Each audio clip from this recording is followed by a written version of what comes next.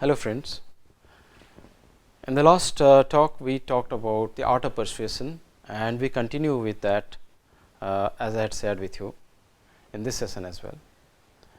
And what we are looking at, what we started off with in the last session was attitude. Now, whose attitudes are we talking about here? We are obviously talking about the attitudes of the people who are to be influenced. And because attitudes modify perception, they act as mediators to persuasion. That means, different attitudes can decide how the persuasion will succeed or fail, or in which direction a particular persuasion will go.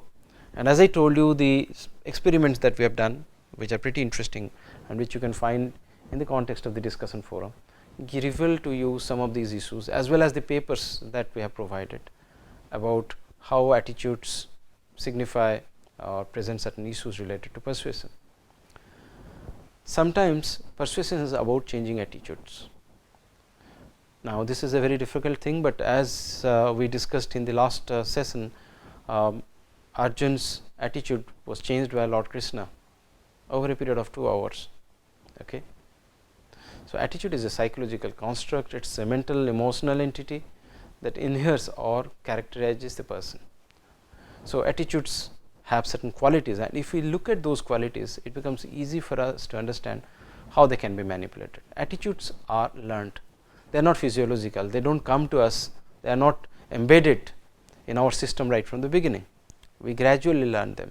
Let us say that if I develop the attitude that being involved in politics is good, now this is something which I have learnt, or if I develop the attitude that being involved in politics is bad, now that is again an attitude I have learnt within the socio-cultural context. Attitudes are emotional in the sense that they have an emotional connotation. For instance, when I say good or bad, value judgment is involved, and when value judgments are involved, that means the concept of good and bad come in.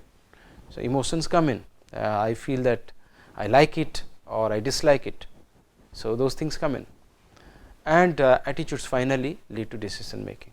So, let us say that if I have an attitude that Swadeshi goods are good, I should be buying things which are made in India. Now, obviously, I have a specific kind of emotions towards everything that is made in India, and probably at the end of the day I would buy products which are by Indian companies rather than by multinational companies. So, the decision making, I would whether I should buy local potato chips or packed and marketed potato chips, okay, under a certain brand. These decisions are again things which are based distinctively upon our attitudes. Values are ideologies, they are ideals, guiding principles. If I have a value that well, expensive goods should not be bought, expensive chips, potato chips should not be bought, then I am buying the same group of let us say local made potato chips, but for a different set of reasons.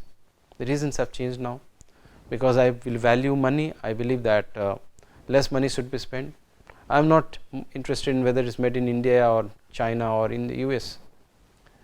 And beliefs are more specific and cognitive, where we are talking about specific kinds of let us say thought processes that operate, and where you see that you hold on to certain ideals, certain values again in a specific way.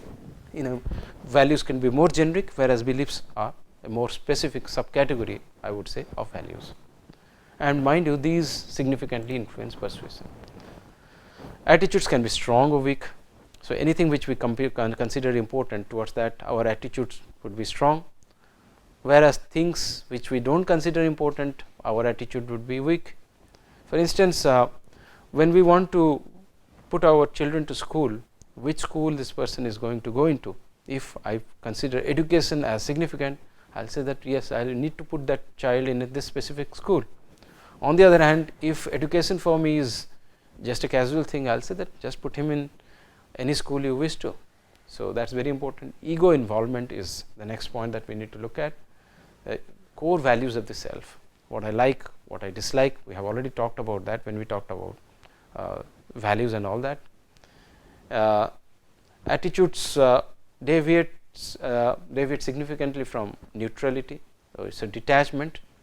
So, this is something we have to keep in mind, that very often the moment we are talking attitudes, it is a deviation from a neutral path.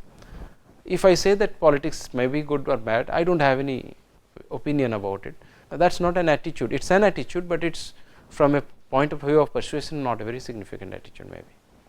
Certainty, when we are convinced of something and when we believe that something is correct, then it has an impact on our decision making to a significant extent. For instance, if I believe that Indian goods are better than foreign goods, well, if this belief is strong, bordering on certainty, then well, that is it. Or if I work for a company and I know that this product is not good, this knowledge, the certainty influences accessibility, how quickly the thing comes out of our mind. Now, this is an interesting thing, because this gets linked to something which is known as a cognitive bias. In cognitive bias, you see that in spite of the fact that if we think a little deeper, the correct choice would come to us, we often take the wrong decision. These are known as cognitive biases, and they happen for a number of reasons, because very often we do what is known as heuristic decision making, quick decision making. We do not want to analyze things, we go on impulse, because that is easier for us to do. Now, in such situations you find that you see that accessibility becomes a key component. Let us say that we are talking about buying a bottle of cold drink, and I remember only the names of 2 cold drinks. So, I will pick up either of one of them, whereas there might be 10-15 different cold drinks arrayed over there, but I do not have the time and I do not have the intent of looking at it. So, importance is less, accessibility to the name of 1 or 2 of these drinks is more, I spell out their names. So, you see that 2 components, the one of importance, the other one of knowledge, accessibility, are interlinked over here.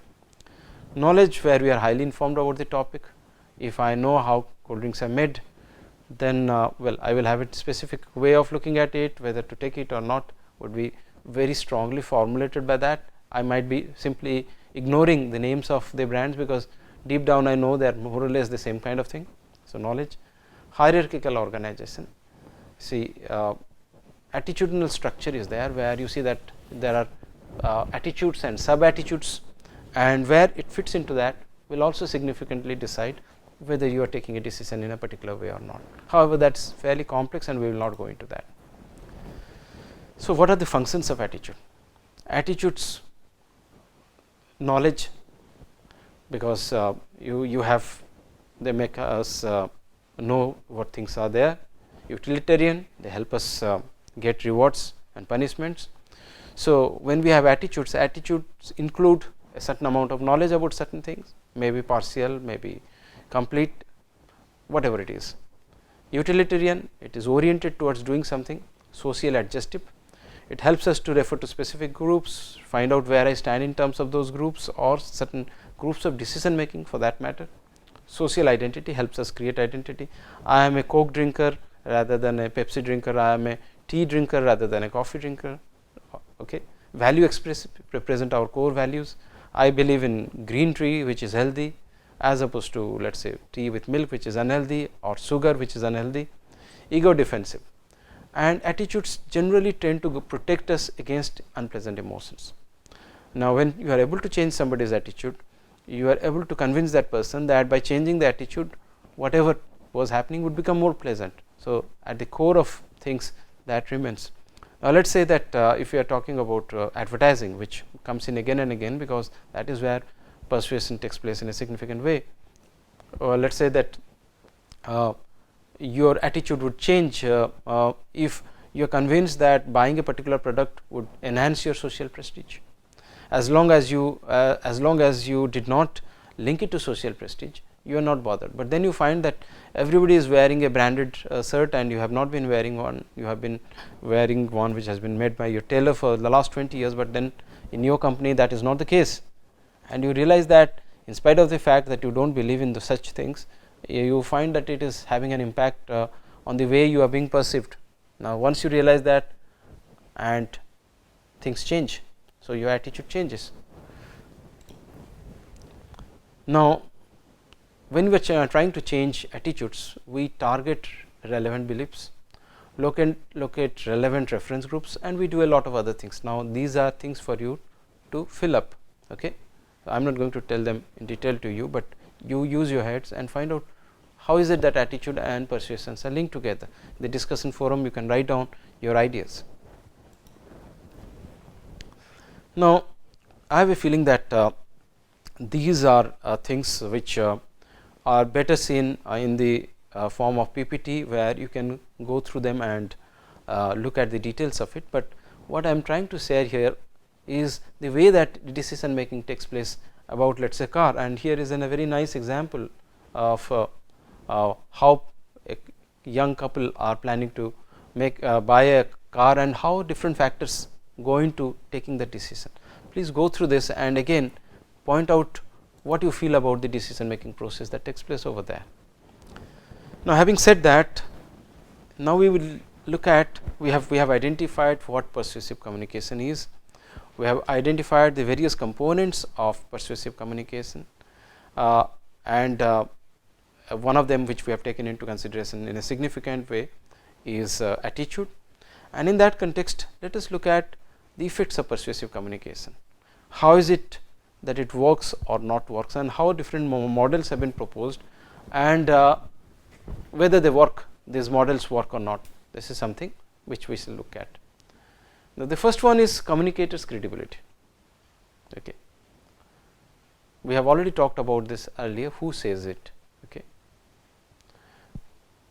The second one is the message. Obviously, the kind of appeal that it has, as we talked in terms of Aristotle, and who says it, okay, and the logic or the emotional dimension of it.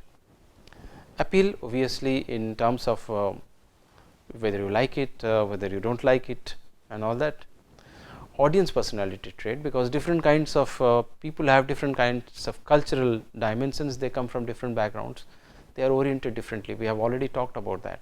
For instance, if you walk into a cafe with your grandchild or with your grandfather, let us say, you find that your grandfather would be interested in an entirely different set of food and beverage items than you would be. So, you see that age is an aspect of audience, okay. Gender is another aspect of audience. There are many other components like culture, linguistic components, like whether you are speaking in a particular language or in another language, whether you belong to the northern part of the country or the southern part of the country or the eastern part of the country. All these things to influence how your attitude is changed. All these affect if we are persuaded or not, how we are persuaded or not, and this is known as the Yale attitude change approach. So, there is a communication, message learning, and then the things which happen is attention, comprehension, learning, acceptance, and retention. Now, this seems too childish, too realistic, too simplistic, and then on the basis of this, if these things happen, attitude changes. But does it really happen this way? Probably not. Probably the model could be a little more complex.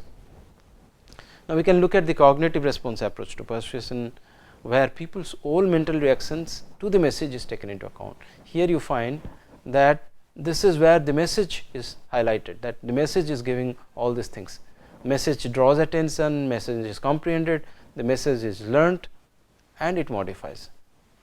Now, the fact is that this is an approach where you are looking at, let us say, ad message, without taking into consideration that one might react negatively to the ad message, one might argue with oneself, one might have a dialogue with oneself. Now, these are things which are not accounted for here. On the other hand, when there is a communication, which is what is taking place here, communication and message learning, when we are talking, along with the various components we are talking over here, something else is happening, and that is, you see that there is a cognitive response. The cognitive response also includes an emotional response.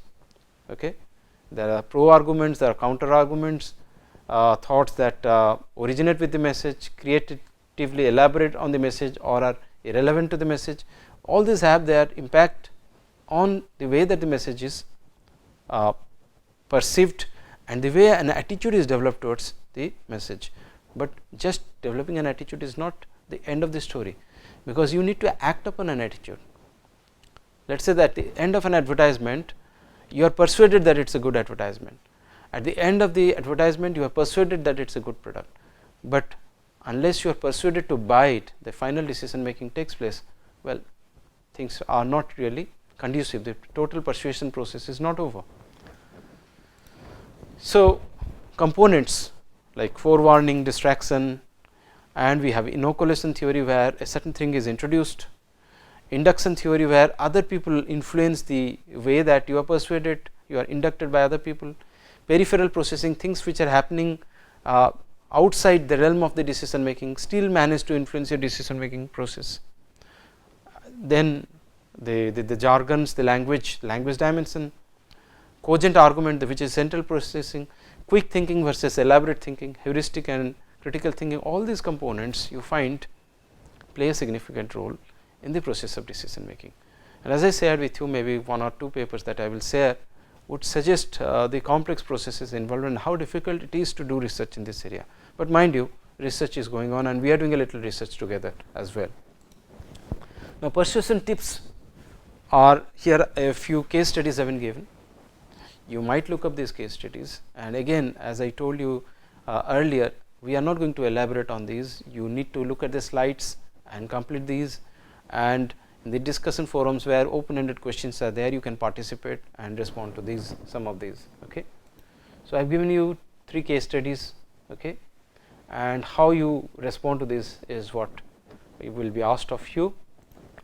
But after moving on with attitudes, let us now focus on the people, and then we will move on to language. Who says it? Now, you see that, does that person have charisma? Is he somebody like Shah Rukh Khan? Okay.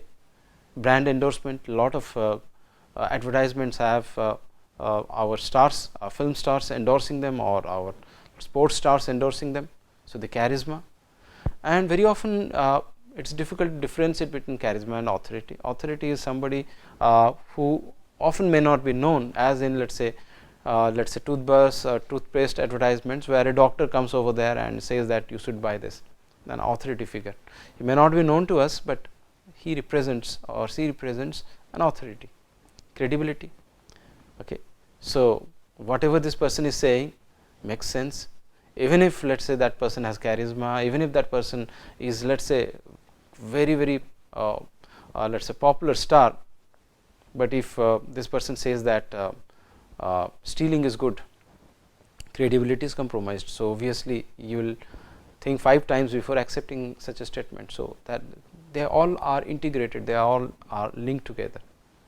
So, the expert, trustworthy, gets goodwill, all these things, knowledge bias, what you know or do not know, reporting bias, what is reported to you and whether you get it correctly or not. Now, these are also things which play an important role, and social attractiveness. How likable is that person, how similar, how you are able to identify with that person, how physically attractive that person is. These also play a significant role in getting persuaded, and these become very significant in the context of politics as well, because you see that political leaders play, or the popularity, the success of a political leader to a very great extent depend on these. Certain studies were done using popular political figures, 2 images being shown in the US, and people being asked quickly, who would you vote to, and it was found that the people who looked at these images for just less than 15 seconds and responded, in many cases, almost 70% cases, these were the people who got the votes, which suggests that some kind of a heuristic decision making process is actually underway, which means that you are not deciding on the basis of logical analysis, on the background, on the history, because the impulsive decision of people who did not know these people and just responded matched 70% of the times with actual voters who had been listening to these people over a period of time. A detailed analysis suggested that if the eyes looked trustworthy, people tended to believe these people. So, you see so many other components other than let us say persuasiveness, speech and all those things also play a significant role in how we get persuaded. So, this is a very open field, but it is good to know about the way that these things operate, and there is a reason behind that. The reason being that we are in a course on soft skills, and persuading people is a soft skill which you need to build up and develop. And as I have said right at the beginning, it is not necessarily unethical, because when you are trying to persuade somebody, you are not actually cheating that person. You believe in something and you feel that the other person will benefit from it when she believes in it, and that is just what you are trying to do. That is very often what business collaborations, negotiations, tie-ups are all about, and in many contexts probably that is what you are going to do. Or if you believe in the product that you are marketing, well, that is what you are exactly doing. All right. So, the points that I have made in a slightly let us say a research oriented context have a practical significance, and we will sum it up for you at a later point of time. But meanwhile, we come back to endorsements, examples of endorsements, and as you can see for yourself, the Got Milk campaign was very successful with developing awareness about the relevance of milk, that milk should be drunk by us and should go into our system. This awareness built up over a period of short span of a couple of years, and almost 95% of the Americans actually became aware after this campaign Got Milk. So, we have done with the endorsement value, and here you can see that here also it is endorsed by stars. Okay. So, film stars endorsing it, and so these are examples of authority figure, or let us say very popular figures, charismatic figures doing advertisements in order to persuade people, and it actually succeeded. Now, let us move on to the next component, which is the message factors. What is there in the message to a very great extent significantly influences what is the level of persuasion as well. So, message sidedness, there is a positive sided or negative sided, conclusions that you draw from the message, order of presentation, primacy versus recency. It is generally found that the last part of the message is better remembered, and that also has an impact on people. When we are looking at the message content, evidence, fear and framing, these are the three strategies which play a significant role. And when we come to language components, speed of speech, how fast somebody speaks, powerless versus powerful language, and intense language, that is emotive language. These are the various components which have been through research found to be successful in persuasive communication. Now, if you want to take home lessons from this, obviously, if you are talking about an advertisement or you are talking about let us say presentation, or you are talking about talking to somebody in day to day life or in a business transaction, I have a feeling that all the three major components will come into play, and you need to be aware of them. Now, message structure. A one-sided message presents only one perspective, a two-sided communication presents both the sides, and very often is more persuasive. So, let us say somebody is making a business deal, and when he is making that, he points to both the pros and cons, but however the pros seem to be more. The person who is listening to this person feels that okay, this is a realistic thing, this car has these many good qualities, however these are the bad qualities. Now, you compare the two. Now, when things are presented in this way, the other person feels that the seller is trying to be transparent, he is trying to be honest now. So, a one-sided message communicates a sense of dishonesty, whereas a two-sided message, however loaded it might be on one side, is still considered to be more honest. So, two-sided messages influence attitudes more than one-sided messages. When the communication mentions but does not demolish an opponent's viewpoint, actually a two-sided message is less compelling. So, you need to be strategic about how you are actually using it. Okay. So, if next time you are speaking, trying to persuade somebody to buy your product, persuade somebody to take you, then you have a two-sided message, but at the end of it, your side of the message, the one which you are trying to endorse, should be stronger and automatically lead to some kind of a conclusion. Okay. It should be compelling. Now, there have been a lot of research in these areas, okay, that messages have to be explicit. explicit messages are more easily understood than subtle messages. Symbolic messages, where the meaning is not finally unfolded and left to the audience to unfold, very often do not work. Okay. So, this is something which you should apply for yourselves, and examples have been given over here. Okay. And next we move on to the other aspect which we are discussing with fear apple. Okay. So, we can go through this text together.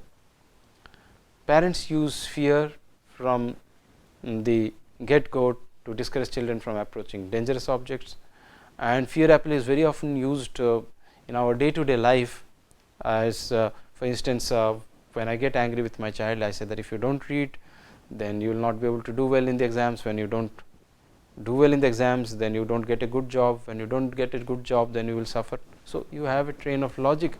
What you are trying to do is persuade the child to read using fear appeal, and here are some few other examples from the book that I have been referring to again and again, that is from Perloff's The Dynamics of Persuasion.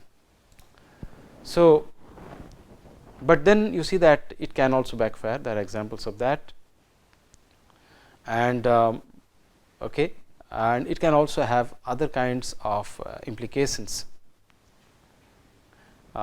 You can have what is known as an unrealistic optimism bias, which means that okay, thousands of people are smoking cigarette, I am also smoking cigarette, nothing is going to happen to me. Okay, it will happen to other people will get cancer, I will not get cancer.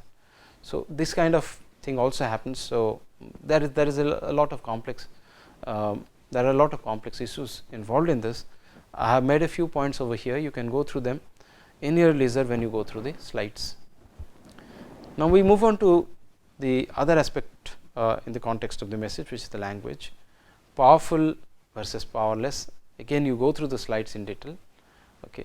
The only thing I would like to say here quickly is that powerful language is language which is non-hesitant, which is something which is assertive, and whatever I discussed when I was talking about, let us say, voice speech, when we were talking about speaking skills, also apply here, because language does manage to convey a lot of things, voice does manage to convey a lot of things. Okay.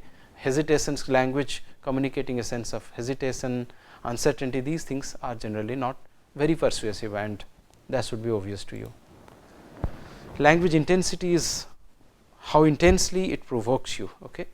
Okay, a metaphor maybe, and strong and vivid language, illustrations, examples, these work better than detached language. So, language which is emotional also works in a powerful way in persuading people, because very often the cognitive side is there to persuasion, but the emotional side is very much there. Strong likes and dislikes play a role in persuasion as much as the logical argument, which also plays a significant role in persuasion. And when we are talking about language intensity, we are talking about the logical side of the emotional side of things. So, as I told you a little earlier, here is the summary of the main points that we have made, and I would like you to go through these concepts in a systematic way, because then they are going to help you realize how to become a persuasive communicator. Persona, pleasant personality, good communication skills, confidence, smile, approachability, credibility, whatever you say should make sense, should be realistic, and should not be outrageously outlandish. Language and communication, persuasive language means figurative language, emotional language, also logical language, showing both the sides of things. Authority figure, if you can refer within your context to some people having used it, let us say selling something and saying that these people and the other people have, they have all used it, this institute or another well known institute has used it, these can act as authority figures. Or if you are yourself an authority figure, desire to believe in the other person. Out of 5 different things you have to say, probably the person is interested to believe in 2 of them or is interested in 2 of them, focus on those. Familiarity, if the person is familiar with something, then use a different strategy. If somebody is not familiar, you can generate interest by giving a lot of information. However, when somebody is familiar with something, probably in that direction, and if somebody likes that thing, it is probably much easier to persuade that person. Exclusivity and availability, these relate to marketing your product, marketing your concept, whatever. that is rare and yet it is available, and relevance obviously for the person who is making use of it, curiosity, intriguing, exciting, interesting, and then of course use of media. We have already talked about how to use PowerPoints, how to use multimedia, how to use different aspects of let us say visuals and auditory channels, and social media. We are using it every day of our life. We are already doing it for our experiments as well. So, when we use all these things in a meaningful and carefully sustained way based on what we have done today, you feel that, or I am sure that you will get to know that persuasive communication will be successful. However, it is not just good enough that I spend an hour sharing these points with you. You must learn to practice this in your life in order to become a better and more persuasive communicator, or in order to practice persuasion in various walks of your life.